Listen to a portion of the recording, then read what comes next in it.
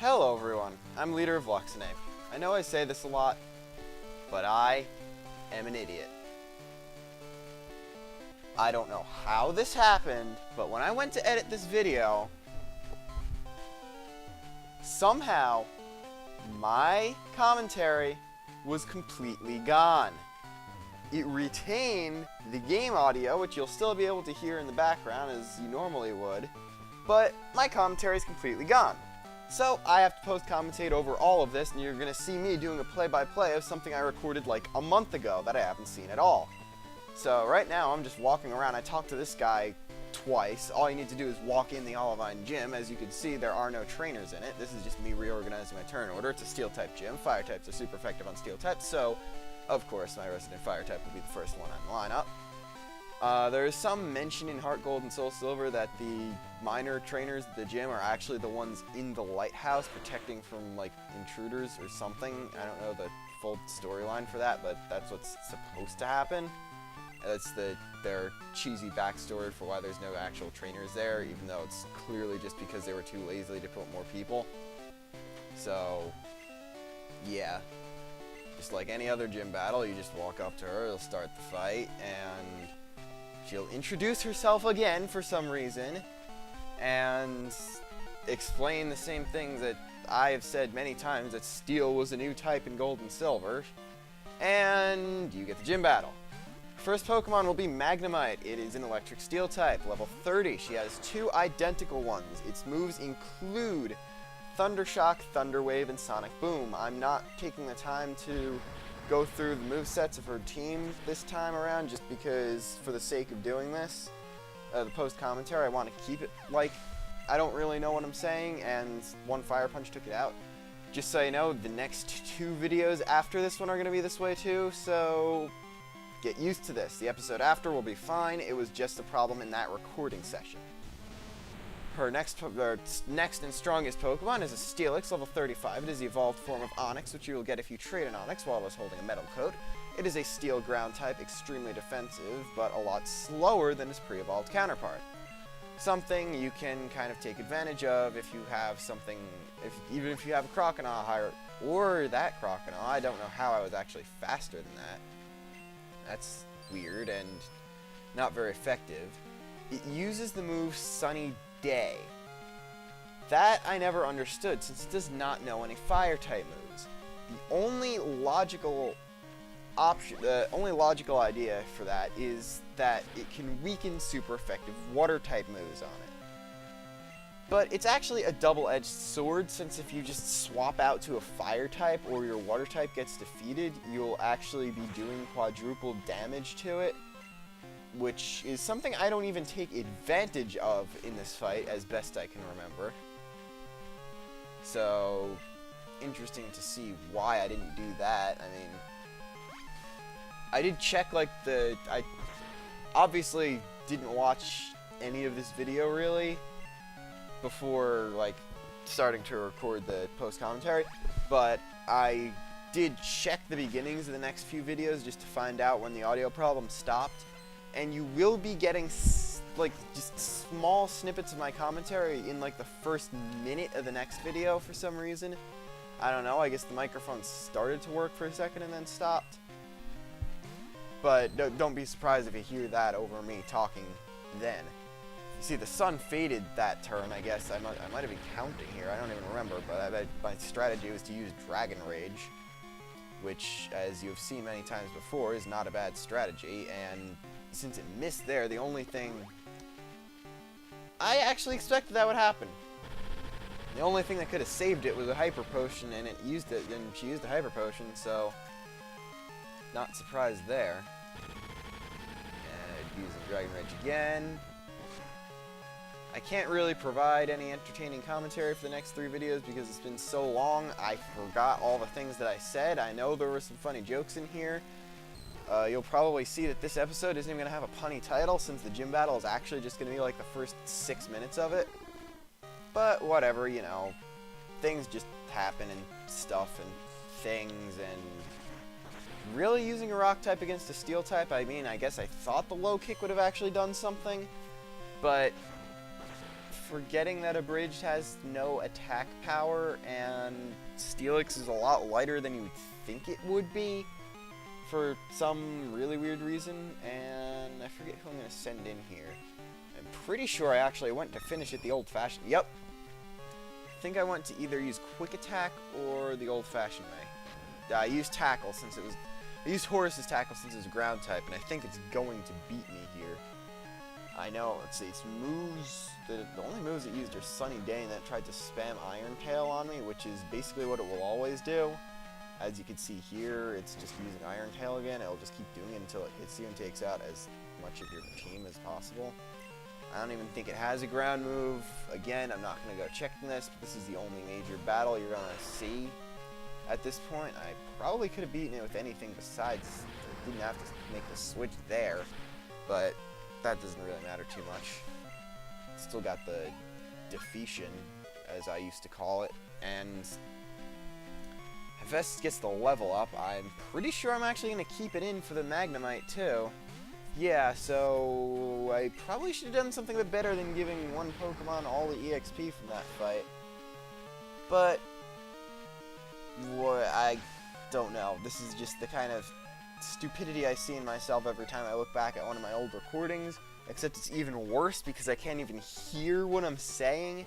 So I don't know if I'm saying something even stupider than you'd think. But you get the Mineral Badge for beating Jasmine. It should raises your defense, and you get TM23. This is rather obviously Iron Tail, since it's by far the most powerful move she has, and we'll just stop talking to you. I don't really have anything to say here, because I'm just going to be healing up and stuff, but I guess now is a decent time to mention that from the next episode onwards, I will be cutting out minor trainer battles that aren't of note. I will be cutting out the episodes with the where I have the audio again, the original recorded audio. I'm going to keep in segments of battles where I'm either just talking, saying something important, saying something funny, that kind of thing, anything noteworthy, or where we meet a new Pokemon for the first time. Since you're going to lose my thoughts on any Pokemon that we encounter in the next 2 episodes, or even later in this one, I'm not going to show that part, just for the sake of time and for editing actually being somewhat easy for me.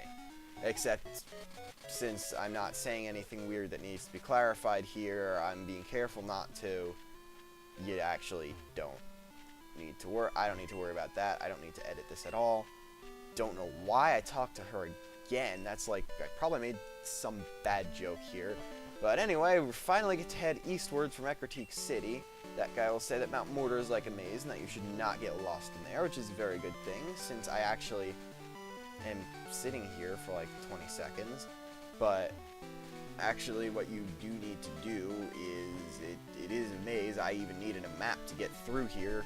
I kept running, I'm pretty sure I'm going to keep running into items instead of, like, going the right way. And I don't, by any means, show the entire thing. This place, you do need Flash. I'm going to notice that I don't have it on Thor, which I thought I did. That was a pretty big freak out when it first happened, as far as I can remember. I'm going to attempt to go back to Ecruteak for some reason, before I realize that I have Flash in my bag, and then going to obviously have to use it on Thor. I know I'm going to get rid of Tackle here because I already have one Pokemon that can finish things the old-fashioned way. And the other 3 moves are more important and better useful and stuff. So, all that jazz. And walk my 4 extra squares back here. And then use Flash. Nothing earth-shattering too much at all or anything. And now you can see where you're going. Mount Mortar is a big cave place. It's got like the same textures and stuff as like every other cave in the game, but that's the Game Boy Color limitations. It's got Zubat. They're higher level than other Zubat. Not too big of a surprise, considering Zubat are everywhere. I know I'm not speaking too upbeat. The next recording of this, the next audio is probably going to be better. I'm not recording these at the same time. I'm just recording them in the time that I would normally be editing the video, since I'm not editing these three at all. Instead of editing the video, I'm recording the post-commentary. So, this is going to be basically the day it's uploaded. Up there, you can go and you can get an ether. It will restore PP to 1 move. I believe an ether restores 10 PP. Again, I will not be able to correct that. That's me being stupid and thinking you could surf there, when clearly you cannot. That isn't a leggy thing. And this is going to be a Zubat, isn't it? Or it could be Machop. You could find Wild Machop here for the first time. And this is where you catch a Machop if you want a Machop. I thought I had something bigger prepared about that. Here, you're going to need to use Strength, except that you can't get anywhere if you use Strength there. Going up there, you can find Guard Spec, which is critical hit or flinching decreasing item that works the same as the rest of the X items. So, as always, I think they're impossibly useless. I never use them at all. So, I was okay with leaving that since my bag was full. That's only there for that. It's a really weird spot. I was wrong about the strength thing being 2 ways. You go there, you get into another piece of the cave. That surprisingly has no items down there. No hidden item there. I believe I checked even. And that's actually the way out. I'm not even going to fight this Fisherman. I think I actually fight, the beginning of the next... Oh, right! I forgot that happens. This is a thing that they didn't fix until Generation 3. On-land trainers, if you're in their sight cone, will actually challenge you to a battle if you surf past them. This is something you have to watch quite a bit out for. He is using Quillfish, where you could see how bad it is and why I didn't even spring for it when there's a really rare mass outbreak. So, that one's gonna, it's just gonna be cut spamming while it uses Poison Sting or Tackle or something. Kinda. And 69 jokes commence. If you decide to comment on this, don't know why you would. No one ever actually comments. Blah blah blah. Level 25. Nothing happening. Luckily, this was, despite having a gym battle, a pretty lax episode in general. So, that's going to be Goldeen, or I'm going to... Nope. Thinking of a different battle that is going to probably happen in this episode or the next. I remember there was a freak out here. You are missing a few freakouts, but overall, these were a few...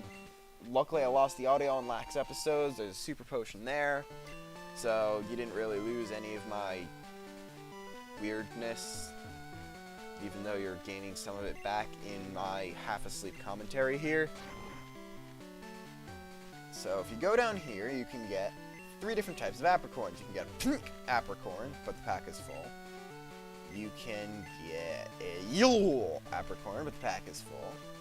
And you can get a gurn apricorn, but the pack is full.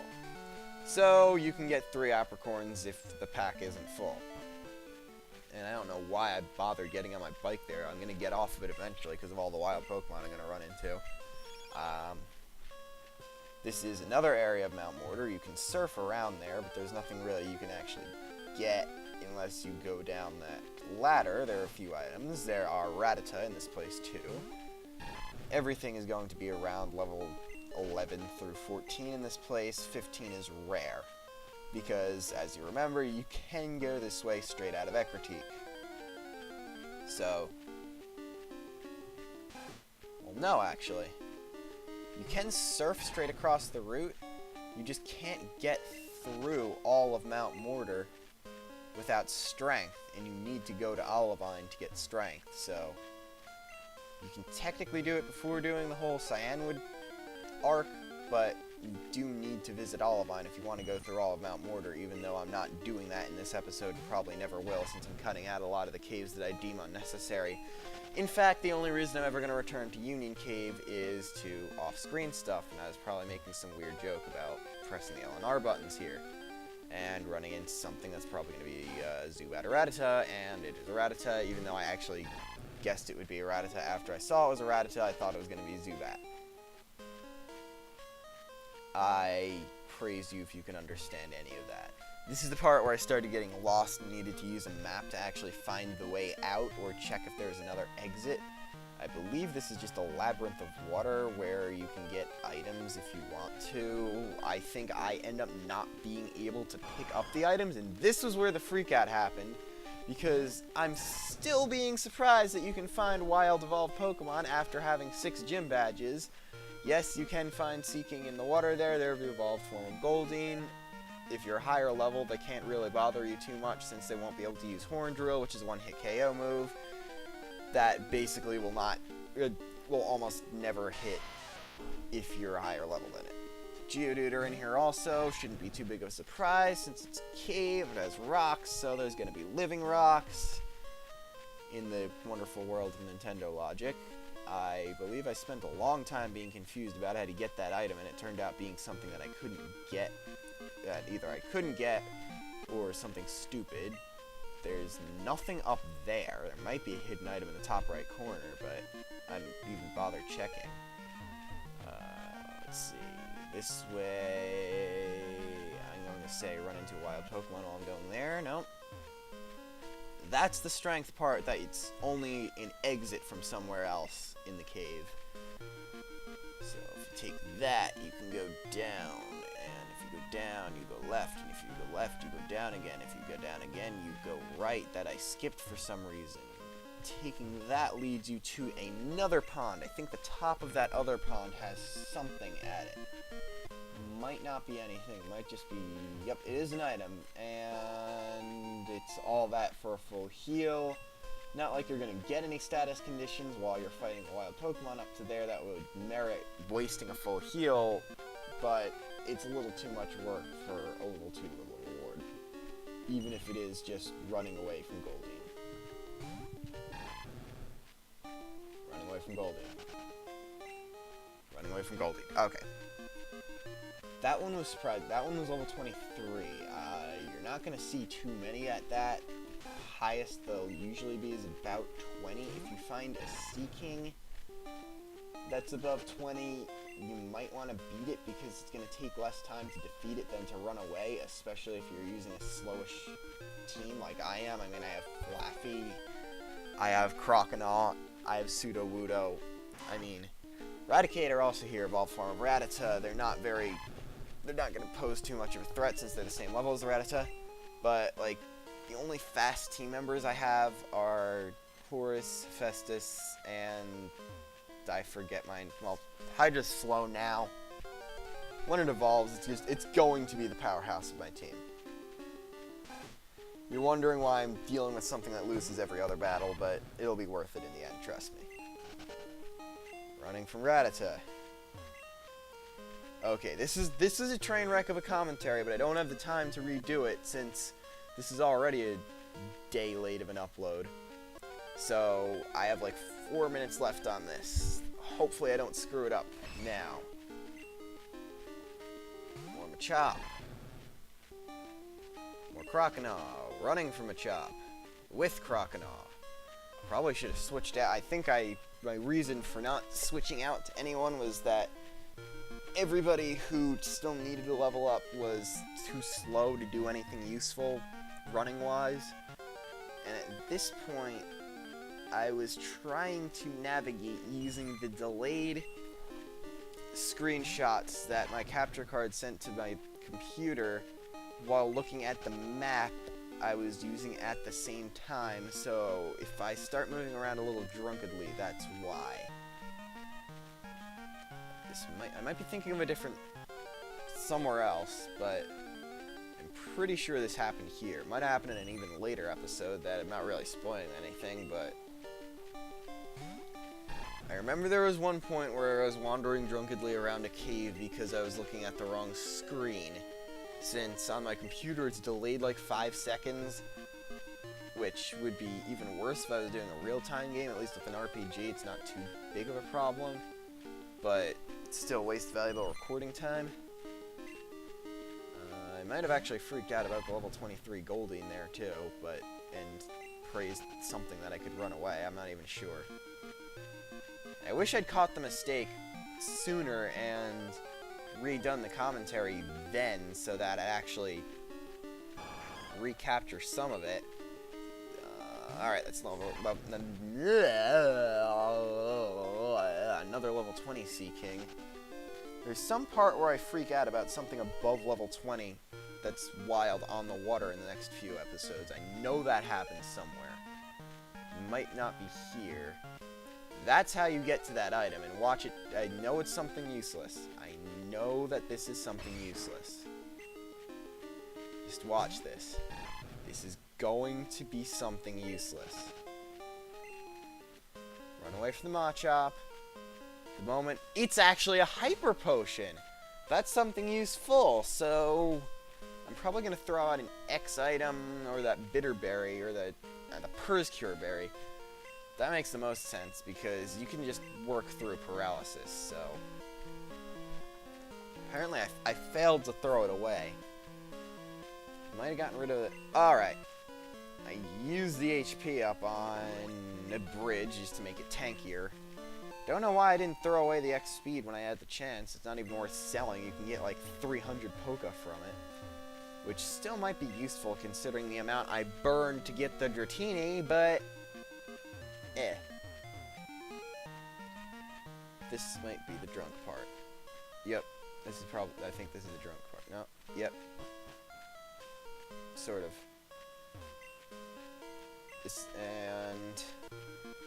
This part is actually going to introduce a new mechanic that we can't really do anything about. That is waterfalls. You're pushed back from it. If you talk to it, wow, it's a huge waterfall! Like I needed text to point out something that, if I didn't have eyes, I could probably still see. That was actually probably the exact same joke I used. Or something very close to it. And I think I'm just going to end the episode standing right here, so until next time when we have more fun with post-commentary, I'm the Leader of Luxinape, signing off. And why am I walking that way again? Why am I... Past me. If you do something to screw this up, I'll go back in time and kill you, despite that being the death of myself too, or something like that. I don't know. Bye.